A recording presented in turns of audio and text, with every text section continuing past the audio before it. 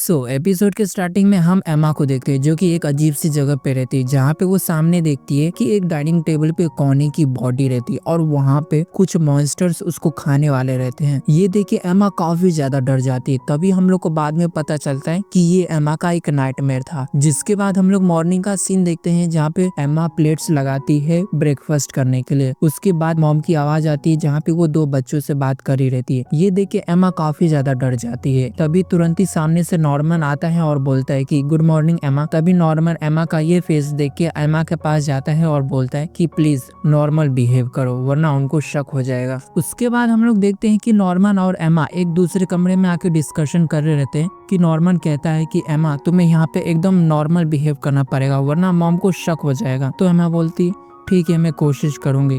उसके बाद एमा बोलती है कि मुझे समझ नहीं आ रहा है कि आखिरकार ये लोग किस बेसिस पे हम लोग को ऑर्फनेज से बाहर लेके जाते हैं। तभी वहाँ पे नॉर्मन एक्सप्लेन करता है कि अगर तुम्हारी एज 6 साल है और तुम्हारा स्कोर काफी ज्यादा कम आता है तो तुम्हें इस ऑर्फनेज से बाहर कर दिया जाएगा, मतलब कि तुम मॉन्स्टर के शिकार बन जाओगे।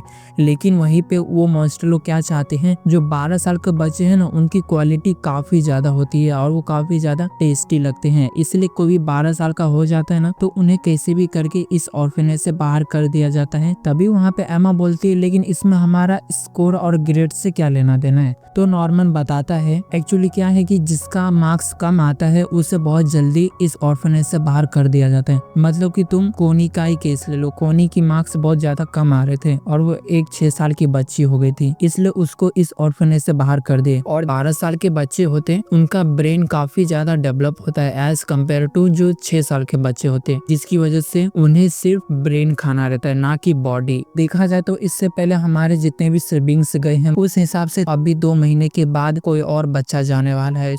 हमारे पास अभी सिर्फ 2 महीने है, कैसे भी करके इस 2 महीने में हम लोग को यहाँ से स्किप करना पड़ेगा।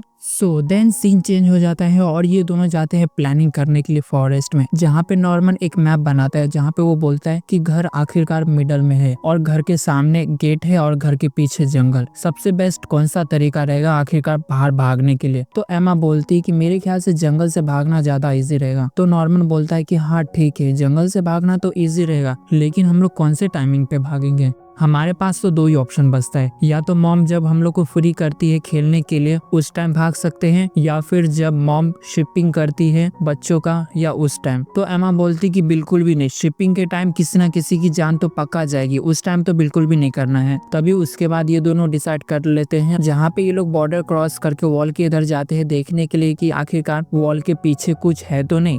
तभी एमा पेड़ के ऊपर चढ़ती है और वॉल के पीछे देखती है कि कोई गार्ड वेट तो नहीं है। तो वहाँ पे हम लोग को दिखाया जाता है कि वहाँ पे कुछ भी नहीं है। तभी यहाँ पे नॉर्मन बोलता है कि यहाँ पे तो काफी ज्यादा मुश्किल है रोप को क्लाइंबिंग करके काफी सारे लोगों को ले जाना। एंड देन हम लोग नेक्स्ट सीन में देखते हैं कि इन लोग का रिसर्च टाइमिंग खत्म हो जाता है और ये लोग फाइनली एमा और नॉर्मन यहाँ पे पहुंच चुके। बच्चों की यहाँ पे काउंटिंग होती है जहाँ पे पता चलता है कि 2 बच्चे मिसिंग है। तभी वहाँ पे क्या होता है कि मार्क रोते हुए आता है और कहता है कि मेरे से नायला खो चुकी है, हम लोग खेल रहे थे तभी वो सडनली कहीं पे गायब हो गई थी। तभी क्या होता है कि मॉम अपने पॉकेट से एक क्लॉक निकालती है जहाँ पे देखिए वो काफी ज्यादा स्माइल करती है और कहती है कि तुम लोग चिंता मत करो मैं उसे तुरंत ही लेके आती हूँ। जिसके बाद हम लोग थोड़ी देर के बाद देखते हैं कि मॉम फाइनली उस बच्ची को गोद में लेके आ गई रहती है और बोलती है कि ये खेलते खेलते थक गई थी इसलिए एक जगह पे ये सो गई। ये चीज देख के नॉर्मन और एमा ये लोग काफी ज्यादा घबरा जाते हैं और उसके बाद सोचते हैं कि मॉम हम लोग को टैग गेम में भी काफी ज्यादा इजीली फाइंड कर लेती थी, यहाँ पे भी शायद कुछ तो है। जहाँ पे नॉर्मन को शक होता है कि मॉम के पास में जो क्लॉक है वो एक ट्रैकिंग डिवाइस है।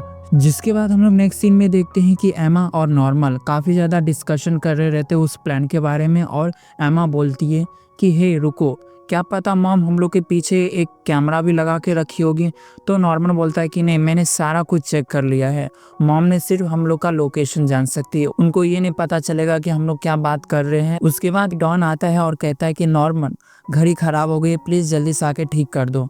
तो नॉर्मन बोलता है हाँ ठीक है मैं आ रहा हूँ तुम चिंता मत करो। नॉर्मन के जाने के बाद एमा काफी ज्यादा उदास हो जाती है और कोनी को याद करने लगती है। तभी कि नॉर्मन रिटर्न आता है एमा के पास और वो देखता है कि मॉम काफी स्कैरी सा फेस उसका रहता है और वो एमा के पास रहती है। तभी वो एमा को बोलती है क्या हुआ एमा, आज सुबह से मैं देख रही हूँ तुम बहुत उदास सी लग रही हो और बहुत बदली बदली लग रही हो, कुछ टेंशन है क्या तुम्हें? तभी उसके बाद एमा फेस पे स्माइल लाती है और बोलती है कि नहीं, मुझे कुछ नहीं हुआ है। आपको ऐसा क्यों लग रहा है? आप चिंता मत करो, मैं बिल्कुल ठीक हूँ। तभी उसके बाद उसकी मॉम बोलती है कि चलो ठीक है। तब उसके बाद एमा बोलती है कि एक्चुअली क्या है कि मैं थोड़ी उदास थी, क्योंकि मैं यहाँ से बहुत जल्द चली जाऊंगी ना, इसलिए मैं बहुत मिस करूंगी आपको और इस घर को। और उसके बाद एमा तुरंत ही मॉम को हक करने लगती है और कहती है पता नहीं कोनी किस हालत में होगी। ये देख के नॉर्मन काफी ज्यादा घबरा जाता है। तभी एमा बोलती है क्या आपको पता है मॉम, कोनी बोल रही थी कि वो बड़ी होके आपकी तरह ही एक मम्मी बनेगी जो कि घर को अच्छी तरह से संभालेगी। उसके बाद क्या होता है कि रे आता है और बोलता है कि अभी डिनर का टाइम हो चुका है, खाना खाने आ जाओ। तो यहाँ पे एमा जा रही रहती खाना खाने के लिए, उसके पीछे पीछे नॉर्मन भी जाता है। तब मॉम बोलती है क्या कल रात तुम दोनों गेट के बाहर गए थे? तो नॉर्मन बोलता है कि गेट के बाहर जाना तो रूल्स के अगेंस्ट है ना मॉम, हम लोग वहाँ पे कैसे जा सकते हैं बाहर? और वैसे भी आपने बोला तो था कि इसके बाहर मत जाना, इसके लिए हम लोग कभी भी गेट के बाहर जाते ही नहीं है। तो मॉम बोलती अच्छा ठीक है। और फिर तभी दोनों एक दूसरे को स्माइल के साथ वहाँ से दूर चले जाते हैं। और जहाँ पे एमा और नॉर्मल जैसे सीढ़ी से नीचे उतरते हैं, काफी ज्यादा घबराए हुए रहते, क्योंकि इन दोनों ने नॉर्मल बिहेव करने की बहुत कोशिश करी थी ताकि मॉम को शक ना हो। उसके बाद क्या होता है कि सीन हमें दूसरे यहाँ का दिखाता है, जहाँ पे ये लोग स्टोर रूम में जाके टेबल क्लॉथ्स कलेक्ट कर रहे रहते हैं, क्योंकि इनका प्लान रहता है कि टेबल क्लॉथ्स को एक दूसरे को बांध के ये लोग एज रोप यूज करेंगे। जिसके बाद नेक्स्ट सीन में ये लोग उस जंगल में जाते हैं और पेड़ के पीछे ये लोग उस क्लॉथ्स को छुपा देते हैं। तभी नॉर्मन बोलता है कि मेरे ख्याल से हम लोग को रे को भी बता देना चाहिए इसके बारे में, वो हम लोग को और ज्यादा नॉलेज दे सकता है, क्योंकि उसको मशीन के बारे में बहुत सी चीजें पता है, जिससे यहाँ से हम लोग को भागने के लिए काफी ज्यादा आसान पड़ेगा और मुझे यकीन नहीं रे समझ भी जाएगा। तभी सडनली क्या होता है कि रे वहाँ पे आ जाता है और कहता है सॉरी, मुझे माफ करना, लेकिन मैं तुम लोग का पीछा कर रहा था और मैंने तुम लोग की सारी बातें सुन लिया। उसके बाद क्या होता है कि रे आता है और इन दोनों को दबोच लेता है और पूछता है कि आखिरकार पूरी बात बताओ मुझे, आखिरकार चल क्या रहा है तुम लोग के दिमाग में, और उस रात गेट के बाहर क्या हुआ था। तो यहाँ पे नॉर्मन और एमा दोनों एक्सप्लेन कर देते हैं, जहाँ पे रे बिलीव कर लेता है इन लोग की बातों में। और एमा बोलती है कि मुझे यकीन नहीं था तुम इतनी जल्दी यकीन कर लोगे। तो रे बोलता है हाँ, नॉर्मन बोला है तो मुझे यकीन है, क्योंकि वो कभी भी ऐसी वैसी बातों पे यकीन नहीं करता और ना ही झूठ बोलता है, लेकिन अगर तुम बोलती तो मैं बिल्कुल भी यकीन नहीं करता। तभी हम लोग दूसरे सीन में देखते हैं कि मॉम को सब कुछ पता चल रहा रहता है और वो ऑब्जर्व करती है कि एमा, नॉर्मन और रे ये तीनों गायब है। जरूर इन तीनों के दिमाग में कुछ तो चल रहा है। यहाँ पे मॉम को टोटली शक हो जाता है इन तीनों के ऊपर। उसके बाद क्या होता है कि रे बोलता है कि हाँ चलो हम लोग यहाँ से निकलेंगे, लेकिन इतने सारे लोगों को ले जाना पॉसिबल नहीं है। यहाँ पे टोटल 37 बच्चे हैं और प्लस मॉम है और उसके बाद मॉन्स्टर है, उसके बाद ट्रांसमीटर है, इन तीनों से कैसे बचोगे तुम लोग। तभी उसके बाद एमा बोलती है कि नहीं, कैसे भी करके हमें सारे बच्चों को बचाना है। उसके बाद क्या होता है कि रे बहुत कन्विंस करने की कोशिश करता है एमा को कि देखो हमें नहीं पता इस वॉल के पीछे क्या है, क्या पता वहाँ पे इंसान है या फिर मॉन्स्टर है, हमें कई सारी चीजों का सामना करना पड़ेगा और इतने सारे लोगों को ले जाना काफी ज्यादा मुश्किल हो सकता है। एमा बोलती है मुश्किल हो सकता है लेकिन इम्पॉसिबल नहीं है, समझे क्या तुम। मुझे कैसे भी करके जितने भी मेरे फैमिली मेंबर्स है ना, उन सबको यहाँ से बचाना है। एमा चली जाती है वॉल के इधर। तभी उसके बाद क्या होता है कि रे नॉर्मन को बोलता है कि जाके उसे समझाओ, वो पागल हो गई है क्या। तो नॉर्मन बोलता है कि मुझे उसका जोश काफी ज्यादा पसंद है। एक्चुअली बताऊं तो लास्ट नाइट ना वो काफी ज्यादा रो रही थी। मुझे लगा कि वो डर की वजह से रो रही है, लेकिन मुझे बाद में पता चला और रियलाइज हुआ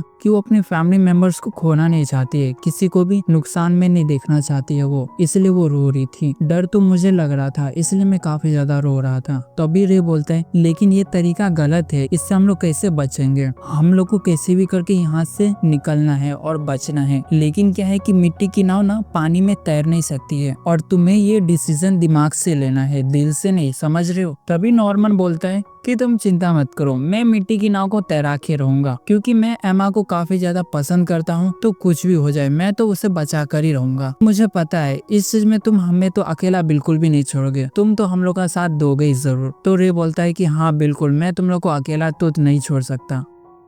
तभी क्या होता है कि हम लोग नेक्स्ट सीन में देखते हैं, जहाँ पे ऑर्फनेज का सीन दिखाया जाता है। वहाँ पे क्या होता है कि इजाबेला इंट्रोड्यूस कराती है एक न्यू सिस्टर से, जहाँ पे वो बोलती है कि न्यू केयर टेकर है और उसके साथ तुम्हारा एक न्यू सिबलिंग्स भी है जिसका नाम कैरोल है। और ये देख के एमा और नॉर्मन दोनों हो जाते हैं हक्का बक्का, क्योंकि नेक्स्ट विलन वापस आ चुका है। अब इन लोगों के लिए कई सारी प्रॉब्लम्स आने वाली है, जहाँ से ये लोग स्केप तो बिल्कुल भी नहीं कर पाएंगे। और ये सब देख के मॉम काफी ज्यादा खुश रहती है, उसके चेहरे पे एक अलग ही स्माइल रहती है। एंड इसी के साथ ये एपिसोड यहीं पे एंड हो जाता है।